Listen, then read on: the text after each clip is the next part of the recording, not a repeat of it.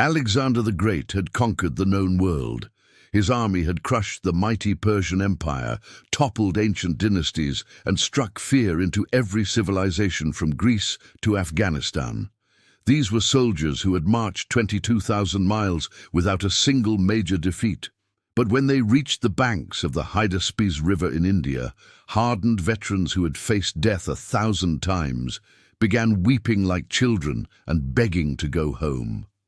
What they saw in India didn't just challenge their courage, it shattered their understanding of what war could be. When Alexander crossed into India in 326 BC, his army had been marching for 8 years straight.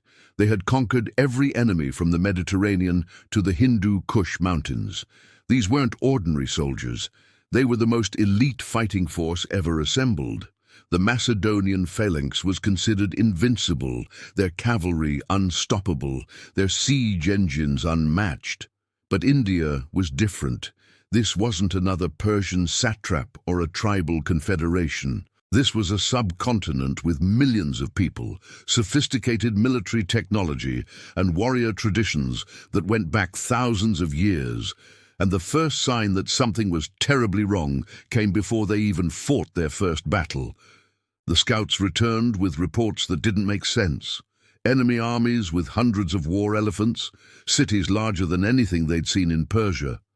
Kings who commanded forces that outnumbered Alexander's entire expedition 10 to 1. The soldiers laughed it off as exaggerated intelligence. They wouldn't be laughing for long. The first thing that terrified Alexander's army wasn't the size of Indian forces. It was the elephants. Not just a few elephants like they'd encountered in Persia, but hundreds of them, organized into coordinated military units. King Porus brought 200 war elephants to the Battle of Hydaspes. These weren't just animals, they were living siege engines. Each elephant was equipped with a wooden tower carrying 4 armed warriors. The elephants themselves had been trained for combat, taught to grab enemy soldiers with their trunks and trample them, to charge infantry formations and scatter them like leaves. But here's what the ancient sources don't emphasize enough. Alexander's horses had never seen elephants before. When the Macedonian cavalry, the elite companions who had won every battle from Granicus to Gaugamela, first encountered these massive creatures, their horses went into complete panic.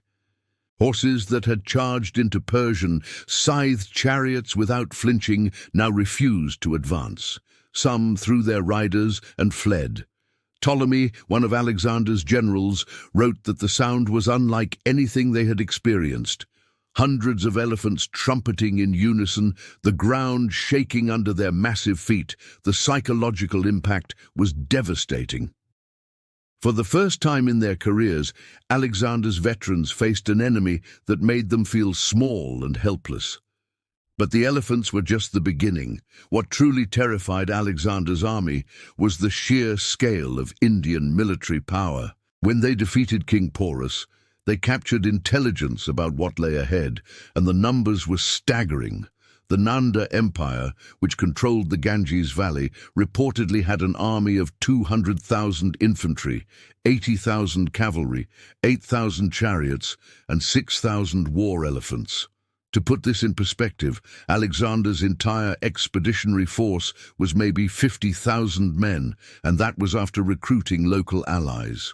They were looking at facing armies 4 times larger than anything they'd ever encountered. Even more terrifying was that these weren't disorganized barbarian hordes. Indian armies used sophisticated tactics, advanced metallurgy for weapons, and military engineering that rivaled anything in the Mediterranean world. They had developed specialized anti-cavalry tactics, coordinated elephant charges, and siege techniques that the Greeks had never seen. Alexander's soldiers began doing the math. They had lost thousands of men just defeating Porus, who was considered a minor king in Indian terms. If they faced the major Indian empires, even victory would mean the destruction of their entire army. Then came the monsoon season, and with it, a new kind of warfare that no amount of courage could overcome. For months, torrential rains turned the landscape into a swamp. Alexander's army, used to fighting in the dry climates of Greece and Persia, found themselves trapped in a nightmare of mud, flooding rivers, and diseases they'd never encountered. The rain was so intense that metal weapons and armor began rusting overnight. Leather equipment rotted. Food supplies spoiled faster than they could be replenished. But worse than the physical discomfort was the psychological effect. These were soldiers who had marched across deserts and scaled mountain passes. They had endured every hardship imaginable, except this. Ancient sources describe soldiers developing strange fevers, skin diseases, and parasitic infections. Men who had survived a decade of warfare were dying from illnesses they couldn't even name. The army's physicians, trained in Greek medicine, were helpless against tropical diseases. For soldiers who believed their gods had blessed their conquest, the monsoon felt like divine punishment. How could they conquer a land where the weather itself was their enemy? These weren't warriors who could be defeated in battle. They were men who had voluntarily given up all material possessions and seemed completely unafraid of death. When Alexander met with these philosophers, expecting to intimidate them with his power, they challenged everything he believed about conquest and glory. One sage reportedly told him, "You have traveled so far to conquer lands you cannot keep, and in the end you will own nothing more than the small plot of earth where you are buried." For soldiers whose entire worldview was built on the glory of conquest, this was psychologically devastating. These Indian sages seemed to possess a wisdom that made Alexander's achievements seem meaningless. They couldn't be bought, threatened, or impressed. They represented a culture so fundamentally different from anything the Greeks understood that it challenged their entire concept of civilization. When Alexander announced his intention to march deeper into India, to conquer the Nanda Empire and reach the Eastern Ocean, his army finally broke. At the banks of the Hydaspes River, modern Beas, the veterans who had followed him across the known world staged a mutiny. But this wasn't about fatigue or homesickness. According to historical accounts, the soldiers spoke of omens, of dreams warning them not to proceed, of a conviction that India was cursed. They had faced human enemies and won. They had overcome natural obstacles and survived. But India represented something beyond their comprehension, a land where the rules of warfare, nature, and even reality seemed different. Porus, one of Alexander's most trusted generals, spoke for the army.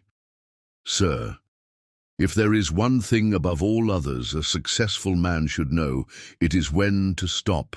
The speech wasn't about military logistics, it was about existential terror.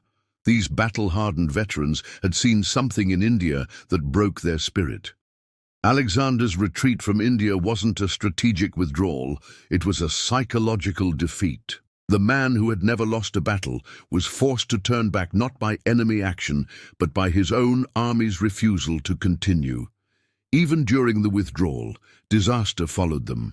Alexander was nearly killed in the siege of a Malian city, struck by an arrow that pierced his lung. The return journey down the Indus River and across the Gedrosian desert killed more of Alexander's soldiers than all their battles combined. It was as if India itself was pursuing them, extracting a final toll for their hubris. By the time they reached Babylon, Alexander's grand army was a shadow of its former self. The veterans spoke in whispers about what they had seen in India. The endless armies, the impossible rains, the elephants that fought like demons, and the philosophers who seemed to know the secrets of the universe. Alexander the Great conquered most of the known world, but India conquered Alexander. It showed him and his army that there were limits to human ambition, forces that couldn't be overcome by courage and strategy alone. The land that terrified his veterans went on to resist every foreign invader for the next 2 millennia, from the Mongols to the British. India didn't just stop Alexander's advance, it changed how the ancient world understood the limits of power. Sometimes the greatest victories come not from what you conquer, but from what conquers you. And for Alexander's army, What they saw in India was a glimpse of infinity itself, beautiful, terrible, and utterly beyond their control.